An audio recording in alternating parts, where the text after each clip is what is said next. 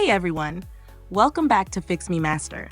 Today, we're talking about one of the most powerful keys on your keyboard, the Windows key. You see it every day, but do you really know everything it can do? Let's find out. 1. What is the Windows key? The Windows key is a special key found on most keyboards with a Windows logo.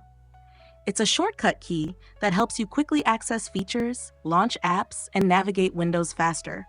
Located between the Control and Alt keys on most keyboards. 2. What does the Windows key do? Basic functions. 1. Press the Windows key, opens the Start menu instantly. 2. Win D, show or hide the desktop. 3. Win E, open File Explorer. 4. Win L, lock your PC for security. 5. Win Tab, open the task view to switch between windows.